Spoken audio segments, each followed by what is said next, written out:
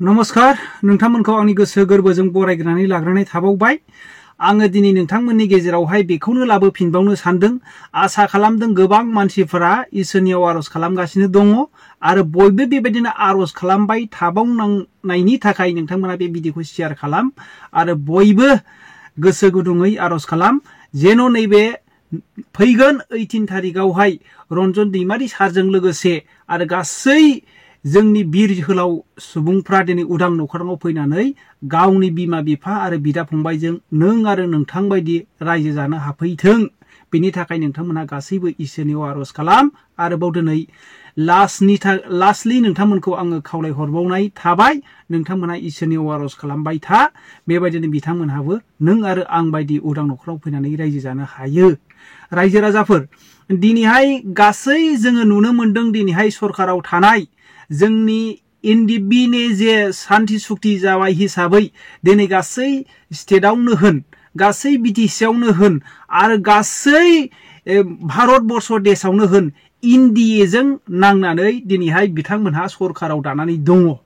आरो दिनै बे खामानिखौ दिनै हरखाबै गोख्रैयै जाफुंसार होनो हायोमोन होनोब्ला दिनैहाय सरकाराव थानाय माखासे सुबुंफ्रा बेखौ रेसपन्सिबिलिटि लानानै जायनाखि मावबाय बेखौ बिथांमोनहा मावनो हायोमोन। दिनै मानि थाखाय लेन्डि प्रसेस जादों? दिनैहाय नैबे 18 तारिखआवहाय आरोबाव बिनिफ्राय बारलांबावगोन नामा रायजो राजाफोर? बेनि दायित्वखौ जोङो खोनानो मोनदों आरो जोङो मिथिनो मोनदों रायजो राजाफोर गबिन्द बसुमतारी आरो फेरेंगा बसुमतारी बिथांमोननो दायित्व होदोंमोन होननानै। दिनै बिथांमोनहा बे खामानिफोरखौ लानानै दायित्व लानानै सिरियासै मावदोंना मावाखै? जुदि मावाखैब्ला दुखुनांथाव बाथ्रा रायजो राजाफोर। बिथांमोनहा दिनैहाय गाद्दियाव जिरायनानै एसियाव जिरायनानै एसिनि गारियाव एसिनि रुम सिङाव जिरायनानै दिनैहाय एनडिएफबि जे रन्जन दैमारि सार गायसनजेननाय बेयाव हाबनानै दिनै बिथांमोनहा बे सुजुग सुबिदाखौ रन्जन दैमारि सारनि जुनैसो मोनदों। दिनैहाय फेरेंगा बायदियाब्ला गबिन्द बसुमतारीयाबो। रायजो राजाफोर नंगौना नङा नोंथांमोनहा कमेन्ट खालामहर। दिनै बिथांमोनहा बे खामानिखौ मावनो थाखाय मोनदों, बिथांमोनहा लाखि होननानै हमनानै लानांगौ आरो मोनसे गौरब होननानै बिथांमोनहा हमनानै लानांगौ।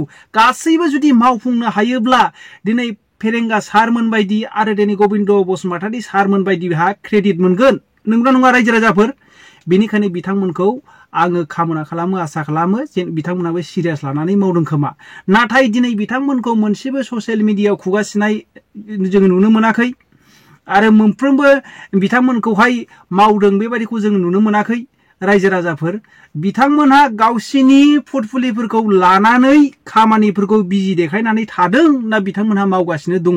बे मोनसे सोंथि फैदों रायजो राजाफोर। जुदि नैबे आरोबाव लेन्डि प्रसेस जाबावोब्ला बिनि दायया जाहैबाय, गोरोन्थिया जाहैबाय जे गबिन्द मेन हिसाबै बिसोर साबा मानसि दङ होनदों। मेन हिसाबै गबिन्द बसुमतारी सार आरो नैबे फेरेंगा सार बिथांमोननिनो दाय होननानै हमनानै जोङो लानो हायो। रायजो राजाफोर नोंथांमोनहा कमेन्ट खालामहर आरो बिथांमोनहा खोनाहैथों, मोनथिहैथों, बिथांमोनहा शेयार खालामनानै बे भिडिअखौ हर। दायया बिथांमोननिनो जागोन नैबे 18 तारिखआव आरोबाव लेन्डि प्रसेस जाबावोब्ला। दिनैहाय जोंनि बर' हारिनि थाखायनो नांनानै रायजो राजाफोर गोबांथार दिनै मानसिफोर दंबावो, गोमानानै दंबावो होननानै जोङो मिथियो। भुटान बायदियाव, बांलादेश बायदियाव गोबां स्टेटफोरावहाय जेल जानांनानै दङ। बेफोरखौहाय नागिरनानै लाबोनांगौआ दिनै गबिन्द बसुमतारी आरो दिनै नैबे फेरेंगा सारमोन बायदिहानो बेफोरखौ मावनांगौमोन। दिनै मावाब्ला बिथांमोना मोनसे इसोरनियावहाय रोजा रोजा साव मोनगोन होननानै आङो सानो रायजो राजाफोर। जुदि बिबान मोननानै जुदि बिबानखौ बिथांमोनहा मावफुङाब्ला। आरो दिनै आरो मोनसे दुखुनांथाव बाथ्राबाव, गासै साख्रिआवलाफोरा जे मोनसे क्वार्टाराव थायोमोन, बिथांमोननि गासै क्वार्टाराव थानायनि कारेन्ट बिल खौहाय दिनैहाय बिथांमोनहा गावनो गाव होनांसिगोन। आरो बेबायदिनो मन्त्रि, एमएलए, एमपि गासैबो बिथांमोनहाबो कारेन्ट बिलखौ होनांसिगोन होननानै जोंनि आसामनि गिबि मन्त्रि डक्टर हेमन्त बिश्व शर्माया फोसावबाय। आरो गासैबो बबे बबे खामानियावहाय साखरियावहाय बिसिबां साखरियावहाय माबा मोनदों गासै बेखौ नायबिजिरनानै बेखौहाय मोनसे बिसिबां बारायो बिनिफ्राय मोनसे माबा बर्डार हिसाबै दोननायनिबो मोनसे प्लान पलिसि बिथांमोना केबिनेटआव सावरायनाय जाबाय रायजो राजाफोर बियो मोनसे साख्रिआवलाफोरनि थाखाय मोनसे माबा दुखुनि खौरां होननानै जोङो मिथिनो मोनो रायजो राजाफोर बेनि थाखायनो नोंथांमोना नैबे भिडिअ क्लिपखौ एसे खोनासंदेरदो आं मा नोंथांमोननो बे भिडिअ क्लिपखौ मा लाबोदेरनाय जादों সাধাৰণতে দেখা যায় যে আমাৰ মন্ত্ৰীসকলৰ আবাস আৰু সিনিয়ৰ গভৰ্ণমেণ্ট অফিচাৰসকলৰ আবাস বা সেক্ৰেটাৰিয়েটৰ কৰ্মচাৰীসকলৰ আবাসত ইলেক্ট্ৰিচিটি বিল ইমান দিনে চৰকাৰে দি আছিল আজি ৭৫ বছৰৰ এটো লিগেসি আজি নহয় কোনো চৰকাৰ কোনো মুখ্যমন্ত্ৰী কোনো প্ৰধান মুখ্য সচিব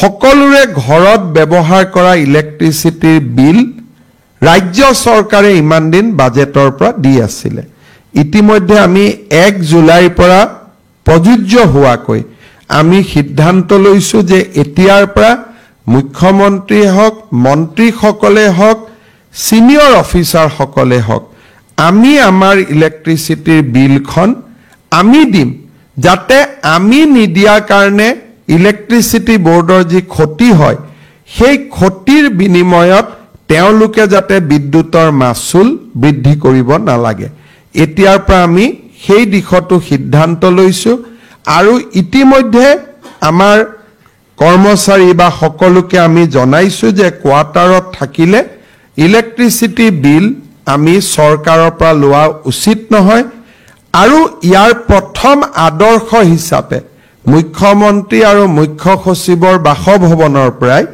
ইয়াক আমি ক্ৰিয়ান্বিত কৰিব খুজিছো আজিলৈকে ৭৫ বছৰে মোৰ আগত অসমৰ যিমান মুখ্যমন্ত্ৰী হল বা ময়ো ৩টা বছৰ ইলেক্ট্ৰিচিটি বিল মই ফ্ৰী লৈ আছিলো মই নাজানিছিলো এদিন আলাপ আলোচনাত ফটক কৰি উলালে যে ইয়াৰ বিলটো অমুক হেডৰ পৰা দিয়া হয় আমি নিৰ্দেশ কৰিছিলো এতিয়া মিটাৰ টিটাৰ তেওঁলোকে লগালে 1 জুলাইৰ পৰা আমি নিজৰ ঘৰৰ বিল আমি নিজে দিয়া আৰম্ভ কৰিম ইও আমাৰ ইলেক্ট্ৰিচিটি বোৰ্ডক যথেষ্ট সহায় কৰিব বুলি মই আশা কৰো আমাৰ সাধাৰণতে দেখা যায় যে আমাৰ মন্ত্ৰীসকলৰ আবাস আৰু সিনিয়ৰ গভৰ্ণমেণ্ট অফিচাৰসকলৰ আবাস বা সেক্ৰেটাৰিয়েটৰ কৰ্মচাৰীসকলৰ আবাসত ইলেক্ট্ৰিচিটি বিল ইমান দিনে চৰকাৰে দি আছিল আজি ৭৫ বছৰৰ এটো লিগেসি আজি নহয়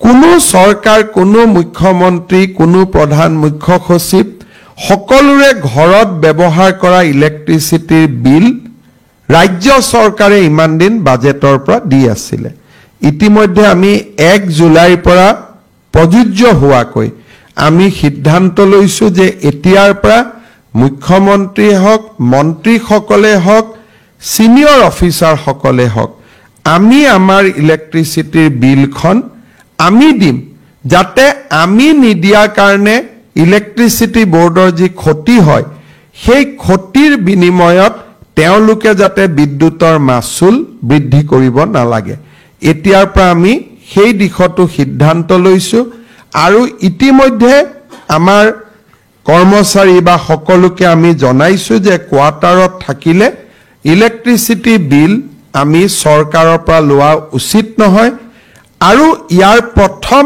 আদৰ্শ হিচাপে মুখ্যমন্ত্ৰী আৰু মুখ্য সচিবৰ বাসভৱনৰ পৰাই ইয়াক আমি ক্ৰিয়ান্বিত কৰিব খুজিছো আজিলৈকে ৭৫ বছৰে মোৰ আগত অসমৰ যিমান মুখ্যমন্ত্ৰী হল বা ময়ো ৩টা বছৰ ইলেক্ট্ৰিচিটি বিল মই ফ্ৰী লৈ আছিলো মই নাজানিছিলো এদিন আলাপ আলোচনাত ফটক কৰি উলালে যে ইয়াৰ বিলটো অমুক হেডৰ পৰা দিয়া হয় আমি নিৰ্দেশ কৰিছিলো এতিয়া মিটাৰ টিটাৰ তেওঁলোকে লগালে 1 জুলাইৰ পৰা আমি নিজৰ ঘৰৰ বিল আমি নিজে দিয়া আৰম্ভ